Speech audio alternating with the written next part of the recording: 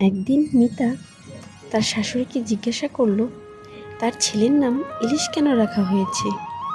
শাশুড়ি বললেন, তার ছেলে যেদিন জন্মগ্রহণ করে সেদিন তার বাবা বাজার থেকে একটি ইলিশ মাছ এনেছিলেন, আর সে মাছটি বেশ বড় ছিল, তাই সে তার ছেলের নাম ইলিশ রেখে দিলেন।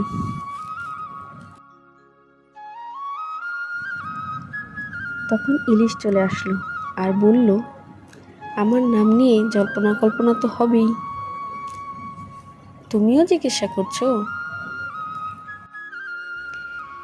মিতার শাশুড়ি বললেন, তোমার বাবা তো আর এখন বেঁচে নেই, কিন্তু তার দেয়া নামটা রয়ে গেছে। এরই মাঝে মিতার ছোট ভাই এসে উপস্থিত হলো সেখানে, এবং মিতার শাশুড়িকে এবং তার জামাইকে সহ তার বোনকে বাবার বাসায় নিয়ে যাওয়ার জন্য সে এসেছে এটা জানালো।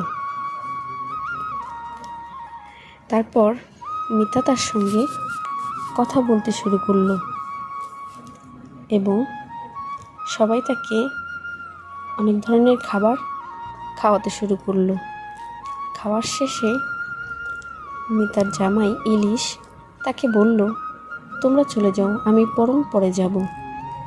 মিতার শাশুড়ি তাকে জানালো, আমার তো শরীরটা বেশি ভালো না, আমি এখন যেতে চাচ্ছি না, আমি পরে যাব একদিন, তোমরা যেয়ে ঘুরে আসো।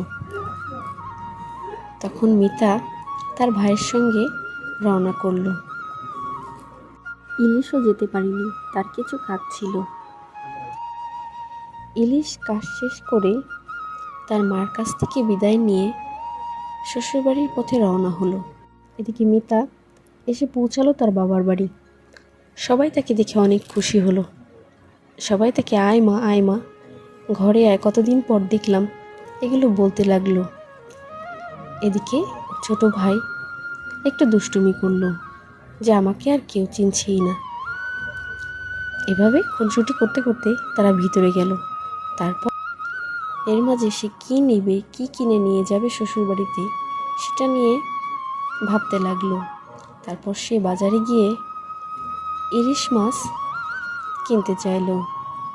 বলল, নাম যখন ইলিশ, শ্বশুরবাড়িতে ইলিশ না নিয়ে গেলে হয়। তখন সে দামাদামি করে খুব সস্তায় 3টি ইলিশ মাছ নিয়ে শ্বশুরবাড়ির পথে রওনা হলো। হাঁটতে হাঁটতে হঠাৎ তার সামনে পড়লো এক ডাইনি। ডাইনি তার কাছ থেকে ইলিশ মাছ নিতে চাইল। সে তো প্রথমে মানুষ দেখে মহা খুশি হয়েছে, এরপর সে আবার ইলিশ মাছও চাইছে। তখন ইলিশ বলে, আমিই তো ইলিশ, আমাকে নিয়ে নাও, আমি মাছ দেব না। তখন এই চাষটা খুব রেগে গেল এবং তার মধ্যে ভর করলো যে ইলিশ তো আমি খেয়েই ছাড়বো, কিন্তু এবার কাঁচা নয়, রান্না করা ইলিশ খাবো।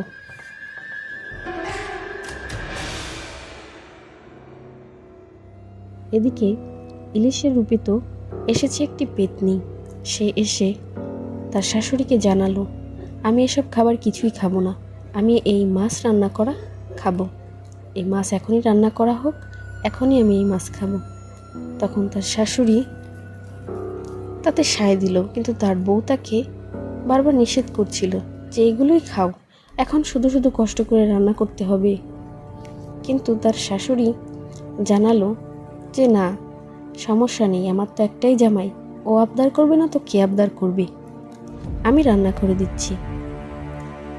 তার শাশুড়ি রান্না করতে যাচ্ছে এবং তার মেয়েকেও তার বাবা পাঠালো তার মার সঙ্গে রান্নায় সাহায্য করতে। এরপর সে বলল যে আমি জামাইয়ের সঙ্গে কথা বলি, তোমরা যাও। সে তার জামাইকে জিজ্ঞাসা করলো, আসতে কোনো সমস্যা হয়নি তো?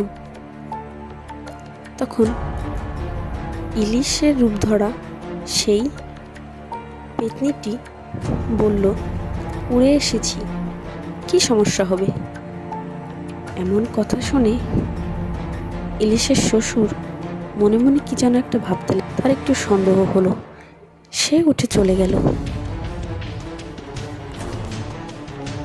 হঠাৎ করে একটা তান্ত্রিক এলো তাদের বাড়িতে এবং হঠাৎ করেই ইলিশ কেমন যেন করতে লাগলো এবং বাইরে চলে আসলো।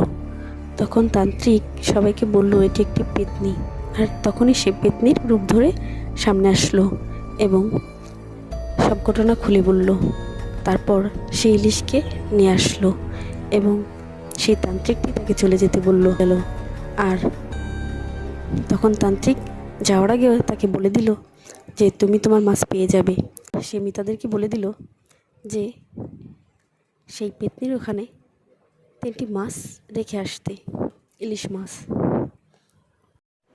তারপর আবার সব কিছু ঠিক হয়ে গেল।